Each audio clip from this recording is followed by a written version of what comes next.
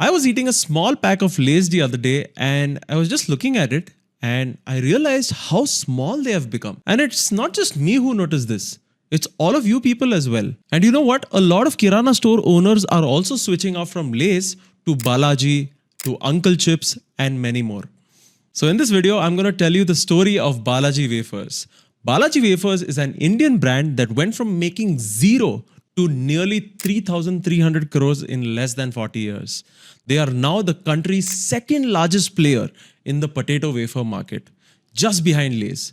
And the crazy part, it all started from a canteen of a cinema hall. It started in 1972 when the late Popat Ramji Virani handed 20,000 rupees to three of his sons. And one of his sons, Chandubai decided that he is going to use this money to run his own business. And his older brothers put money which they got by selling their land on farming equipment and fertilizers. But they eventually got scammed and all of their business failed. Soon after this, Chandubai was just 15 years old, along with his two brothers. He left for Rajkot to work at a theatre called Astron Cinema. While his main job was to serve the canteen, he also did odd jobs like sticking film posters, doorkeeping, ushering, all for a monthly salary of just 90 rupees. The entire family relocated to Rajkot in 1982.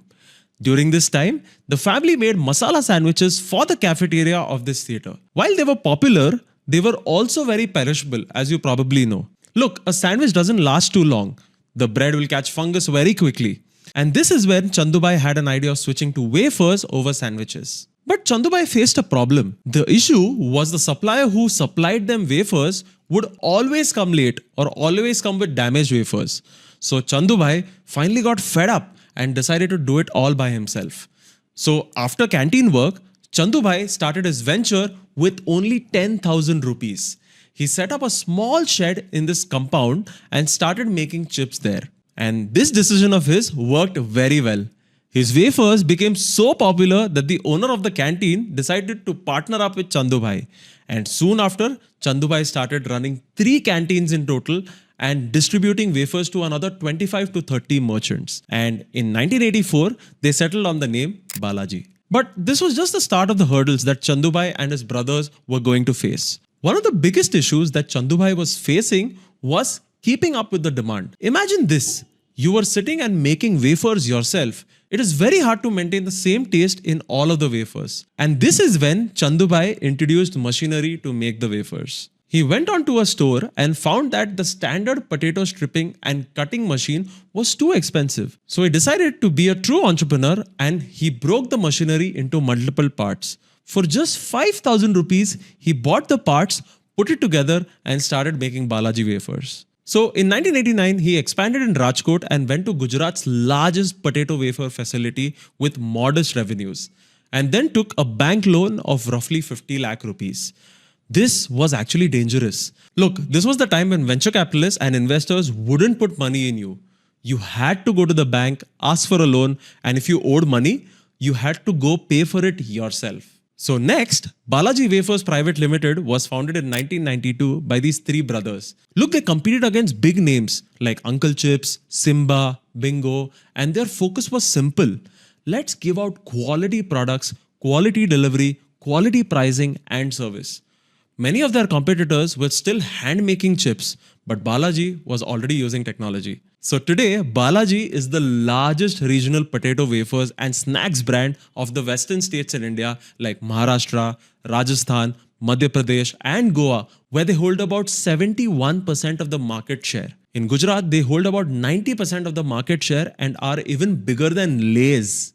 Balaji's success is in ability to cater variations within that small market. You see, the problem and the opportunity in India is that everyone has different tastes. Look, I have a very different taste because I'm from Mumbai. My flatmates are from South India. They have a very different taste. So our cook often gets very confused as to what to make for us.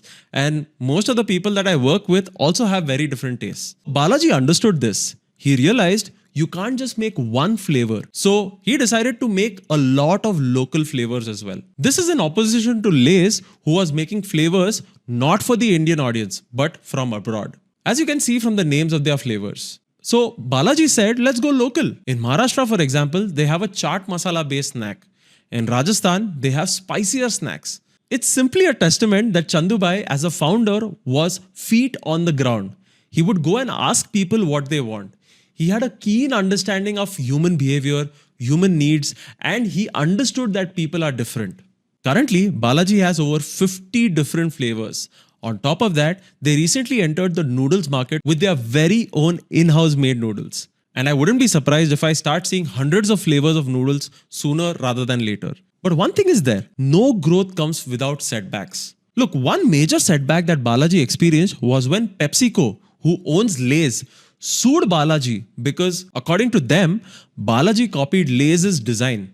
Even though Chandubai stood against this argument and said that the only reason Lay's is suing us is because we are growing at a tremendous rate. The High Court still declared the case in favor of Lay's, resulting in Balaji not being able to sell their chips with their particular design. So, although it stung, they changed the design, took the loss on their chin, and in 2008, they revamped their entire packaging. Many suggested that because they would change their design, people would forget the Balaji brand. But Chandubai believed in his product. And we've also learned that people don't care about how your package logo looks like. Sure, there is some affinity people have towards it, but the name? Human beings are built for names. Names travel through centuries. And Chandubai and Balaji understood that. While Lay's market fell from 51% to 49%, Balaji Wafers has progressively been increasing at 20 to 25% every year. And many MNCs all over the world, including their old friend PepsiCo, has sought Chandubai to buy a part of Balaji. That's pretty much it for this video. Thank you so much for watching. Bye bye.